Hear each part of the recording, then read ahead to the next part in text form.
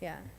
The organization is for young families. Specifically, our primary focus is actually teenagers with babies, which is a very challenged group of young people that often come from very traumatic backgrounds. They've often grown up in stressful environments. They're living in poverty. Some of the struggles and barriers, education and employment, capable parenting. So our primary focus is to help stabilize the families and guide them in the correct direction. We do parenting education, life skills, a lot of other educational programs, sort of a wraparound support. So we support them greatly with their basic needs and then sort of create a bridge to capable parenting, independence, self-sufficiency, guiding them through the path to complete their education, get through high school, get into college, and employed and be able to provide for their families. That sounds really simple, but it is a very winding road. It's a very complex process. It addresses all of their needs, but I think what makes our organization a little bit unique is that we provide the stabilization, so we actually get out there and make sure they have what they need, teach them how to clean their house, teach them how to use a calendar, and provide, thankfully to this church and some others and other organizations in the community as well, we are able to actually give them furniture and help them create an environment where they can raise their family that is clean and stable. One of the pictures that I had put in the PowerPoint, but it was too difficult to set it up, is one of the moms, I went to her home to enroll her. She's in Albany County, and the mattress was black and rotten, and there were no sheets, there were no curtains, there was no furniture, and she was living that way. I mean, it was on the mattress on the floor that was ripped and broken, and that's what she had to sleep on with her 3 children. She was 19 years old, but had already finished high school and was working to get her certified nurse's aide. But there's a lot of stories like that. There's a lot of situations where it's hard to imagine how people are actually living. And when you uplift them, create an environment where they feel safe and secure. We can't keep our parents out of our office. We have what we call the free store. They get everything they need. And then, when you help people, you can hold them to a standard and say, okay, now it's time. You have what you need. You have food. We have a food pantry. You have everything. Now it's time to move forward. So, it's a kind of a wraparound approach. So I kind of gave a little story ahead of myself. So we serve currently we have about 170 parents and in the capital region, and about 190 of their children. We also connect their children to services, special needs and early intervention and things like that.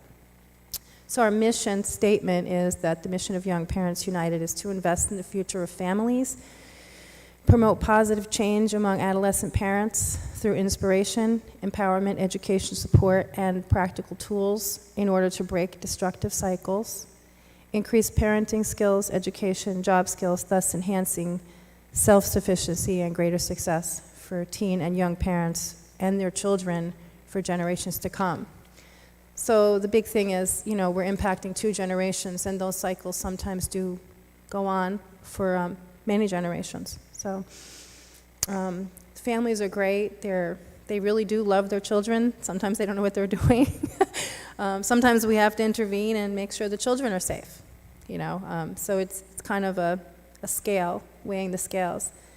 Trying to skip over some things here. About me a little bit. So I'm a registered nurse for 30 years. I was a teen mother. I had my first child when I was 15. I had 3 children by the time I was 19. And went to college, became a nurse with the kids, working, and finished 2 more degrees.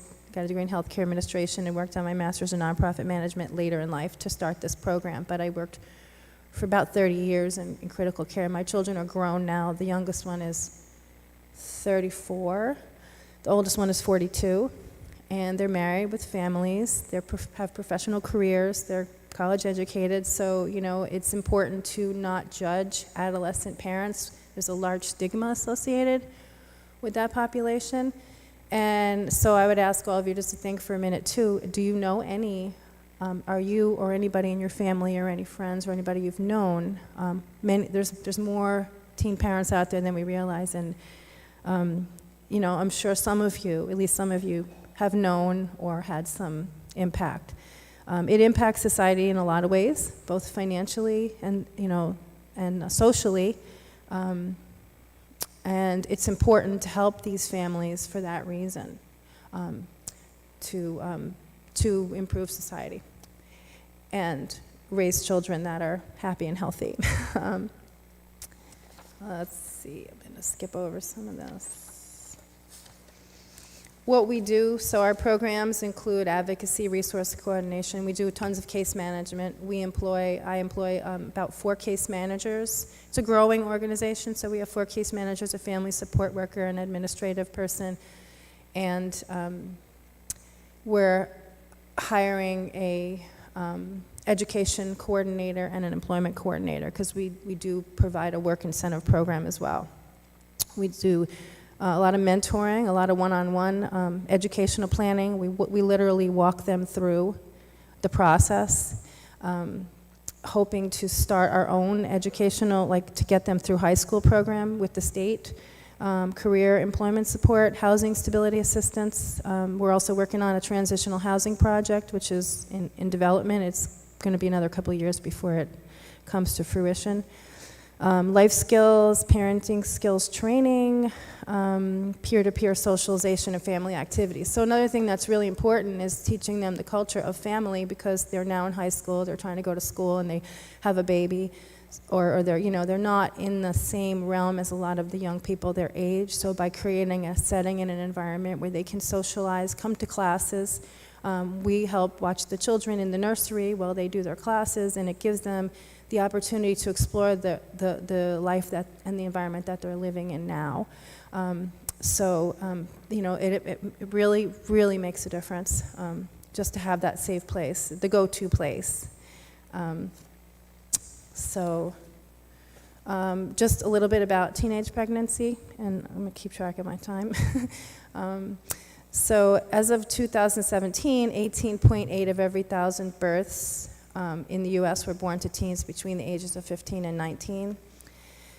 And the other important piece is a little bit of prevention, because 1 in 5 births to teenagers are actually repeat births. So once they have a child, they tend to get pregnant very quickly again. So we also work on educating them on, planning and, stabilizing their lives so they can provide for the children they already have before they try to move forward.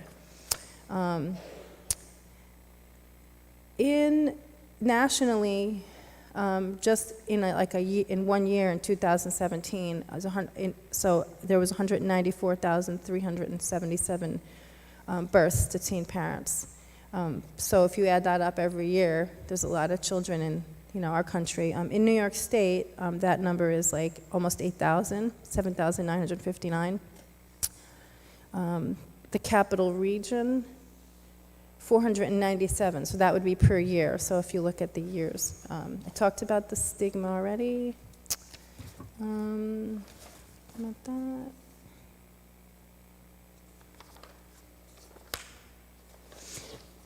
And there's a favorite quote that I have. It's by Mother Teresa, and I kind of try to live by that, although I don't all the time either. None of us do, but it wasn't Mother Teresa, I'm sorry. Paul Coelho.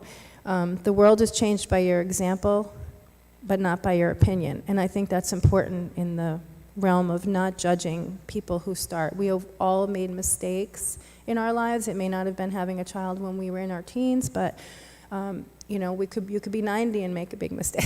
It's really important to know that we're all human, and sometimes the dynamics that these kids grow up in affects how they, the decisions that they make when they reach that age. What else? Let's see.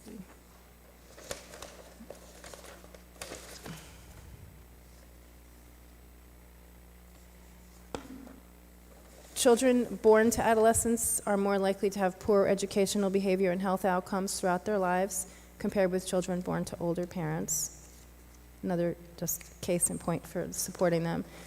The children of teen parents are more likely to live in poverty and suffer higher rates of abuse and neglect than would occur if their mothers, they had children at a later age.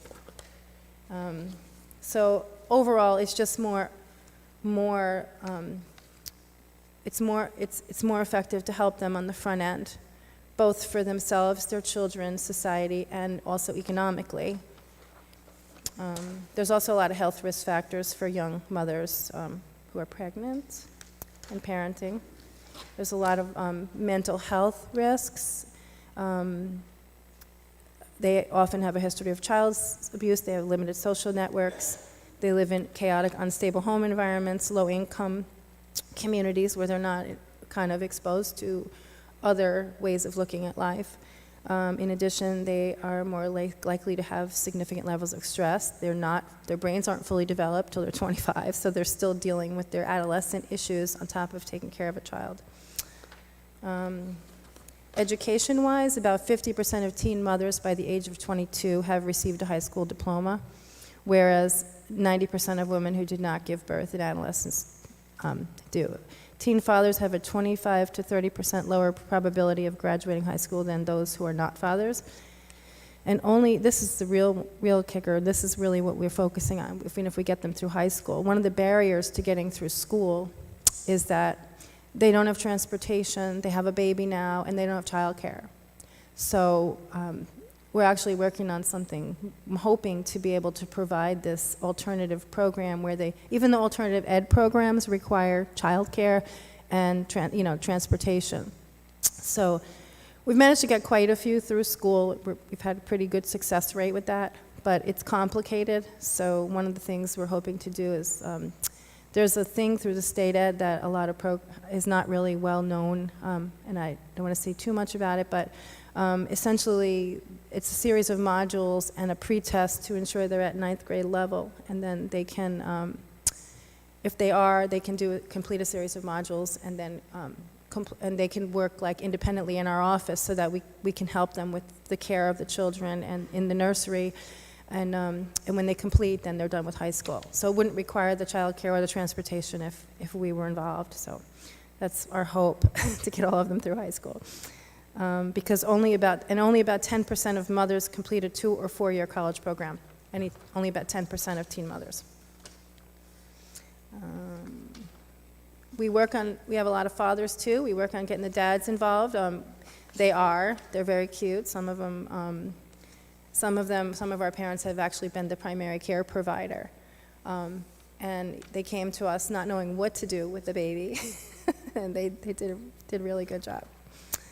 So, helping them develop effective parenting skills, become socially productive members of society, learn from positive role models about their life, parenting, relationships, the classes, build them a foundation for a stable, healthy life, help them to complete their education, form social connections, and I think that's really about it. That's kind of the overall picture. Some of the things we do that, like specifically, that really make a difference. We have what we call the Infant Safety and Safe Sleep Program, and we started that in 2019. In Finland, there was some research that showed, in the early 1900s, they had a very high infant mortality rate. And they started providing baby boxes, which was like a box with a mattress that could serve as a bed and filled with baby supplies. And the hospitals were giving them out, and their infant mortality rate, with that combined with other maternal child health initiatives, improved their infant mortality rate to be like better than other countries in the world. So I decided to write this grant and apply for this, what we called the baby safety box, but now we're calling it the Infant Safety and Safe Sleep. And essentially what it is we provide a full layout with a brand new car seat, stroller, pack and play, a changing table, a crib, and all the clothing and diapers needed for the first 3 months to ensure, and then we educate them on SIDS prevention, child development in the first few months to help them to know how to take care of their baby, but also have what they need to provide that care. We also help with laundry, because that's another thing. It sounds very minor, but it's not, because so they can do their laundry up to twice a month. We help them get there and give them the laundry detergent.